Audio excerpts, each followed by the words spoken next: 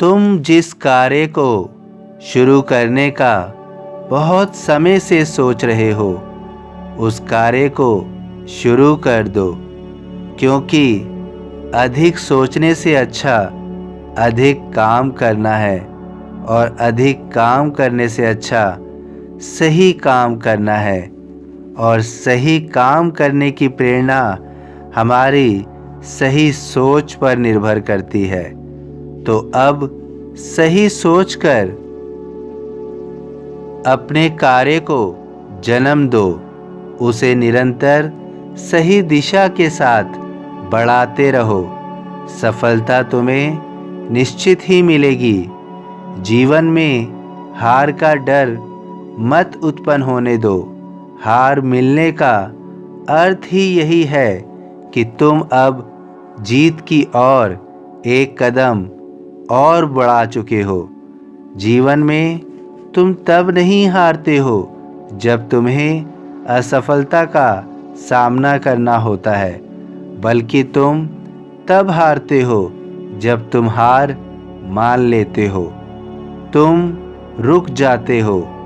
जीवन में उन लोगों का भंडार ज़्यादा मिलेगा जो तुम्हें आगे बढ़ने से रोकेंगे, लेकिन तुम तभी समझ जाना कि तुम सही दिशा में चल रहे हो।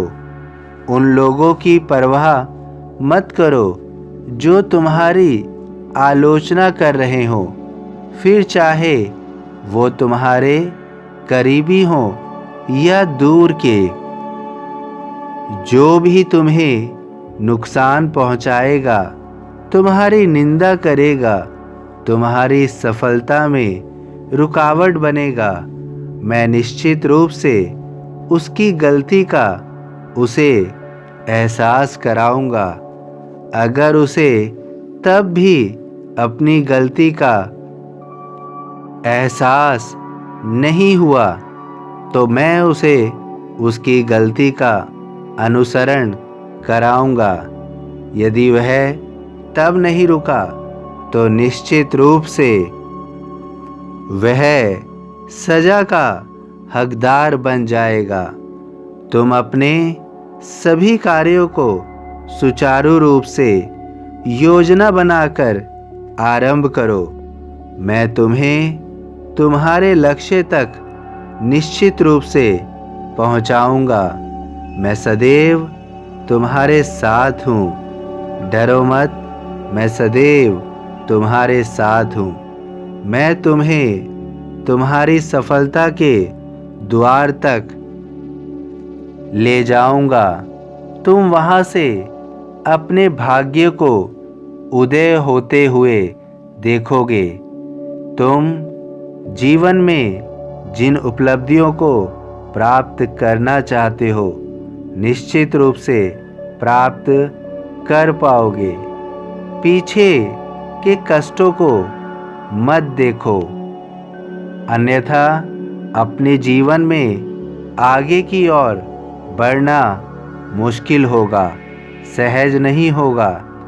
अपने अतीत से केवल सीख को अर्जित करो और फिर निरंतर ही आगे बढ़ते रहो। ये सीख ही तुम्हारे जीवन में आगे बढ़ाने का कार्य करेंगी। लेकिन यदि उन कष्टों का बार बार अनुसरण करोगे, तो निश्चित रूप से तुम्हें आगे बढ़ने से रोक भी देंगी, क्योंकि तुम्हें यह एहसास हो सकता है कि आगे बढ़ना कठिन ही नहीं, नामुमकिन है। तो जीवन में अपने अतीत को केवल उतना ही स्थान दो जिससे तुम सीख अर्जित कर सको। जहाँ वे तुम्हें आगे बढ़ने से रोकें, वहीं पर अपने अतीत को भी तुम निश्चित रूप से रोक दो। फिर देखो, तुम आने वाले समय में हर चीज़ को अर्जित कर पाओगे। तुम्हारा भाग्य वहाँ से परिवर्तित होगा और फिर तुम देखोगे कि तुम्हारा शानदार भाग्य आ रहा है। तुम्हारा शानदार भाग्य आ रहा है। जो शिरडी में आएगा आपद दूर भगाएगा। सभी साईं भक्तों से अनुरोध है कि कमेंट बॉक्स में ओम साईं राम या अपनी कोई प्रार्थना लिखिए। वीडियो पसंद आया हो तो वीडियो को लाइक कीजिए, अन्य साईं भक्तों में शेयर कीजिए। इस चैनल को सब्सक्राइब कीजिए, बेल आइकन के बटन को पुश कीजिए। ओम साईं राम।